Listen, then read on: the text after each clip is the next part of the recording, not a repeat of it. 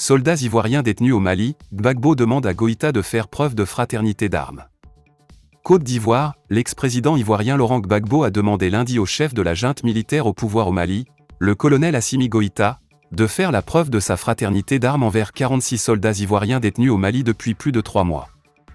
Il faut demander au président Assimi Goïta de penser à sa fraternité d'armes avec ceux qui sont en prison là-bas que certains appellent des soldats et d'autres des mercenaires, a déclaré M. Gbagbo, en marge d'une cérémonie célébrant le premier anniversaire de la création de son Parti des peuples africains Côte d'Ivoire, PPACI.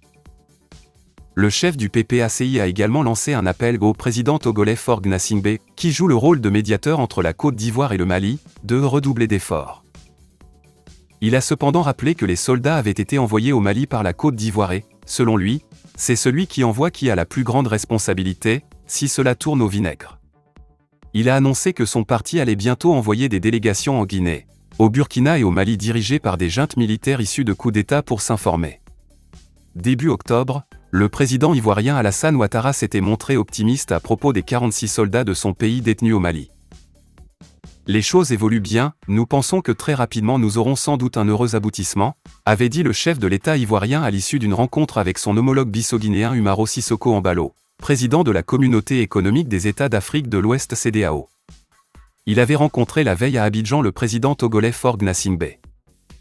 Ces soldats avaient été arrêtés le 10 juillet à Bamako à leur arrivée à l'aéroport. Abidjan et l'ONU affirment qu'ils devaient participer à la sécurité du contingent allemand des casques bleus au Mali, mais les autorités maliennes les avaient présentés comme des mercenaires venus attenter à la sûreté de l'État.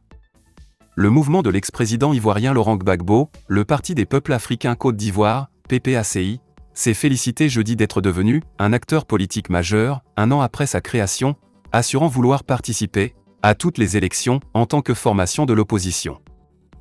Un an après son existence, le PPACI constitue déjà un acteur politique majeur, a estimé lors d'un point de presse à Abidjan Justine Koné-Katinan, porte-parole du parti qui se veut démocratique et souverainiste. Ce mouvement panafricain de gauche, lancé par l'ex-président ivoirien le 17 octobre 2021, compte aujourd'hui 18 députés à l'Assemblée nationale.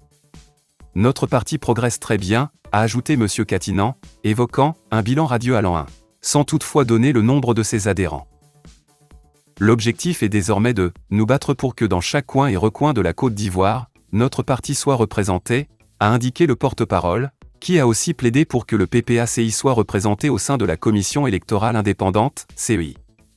Nous allons participer à toutes les élections, à venir régionales et municipales de 2023, puis présidentielles de 2025, a-t-il martelé, assurant que le parti entend jouer pleinement son rôle d'opposant au pouvoir du président Alassane Ouattara. Après son retour en Côte d'Ivoire en juin 2021, une fois acquitté par la justice internationale qui le jugeait pour crimes contre l'humanité dans la sanglante crise post-électorale de 2010, M. Gbagbo a abandonné le parti qu'il avait fondé, le Front populaire ivoirien, FPI, à son ex-premier ministre Pascal Affi N'Guessan. Il a lancé un nouveau mouvement pour ancrer la démocratie en Côte d'Ivoire, pays dirigé par Alassane Ouattara depuis 2020, a rappelé le porte-parole du PPACI. Interrogé pour savoir si Laurent Gbagbo, 77 ans, serait candidat à la présidentielle de 2025, le porte-parole a répondu « Le souhait des militants est qu'il soit candidat. Au moment opportun, il nous dira ce qu'il veut ».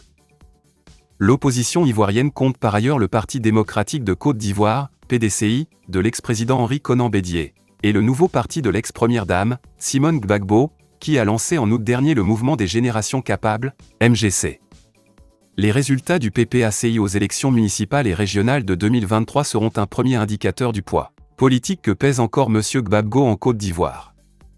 C'est donc de cette position au sein de l'État que Laurent Gbagbo demande au colonel Assimi Goïta de faire preuve de fraternité à l'égard des soldats ivoiriens.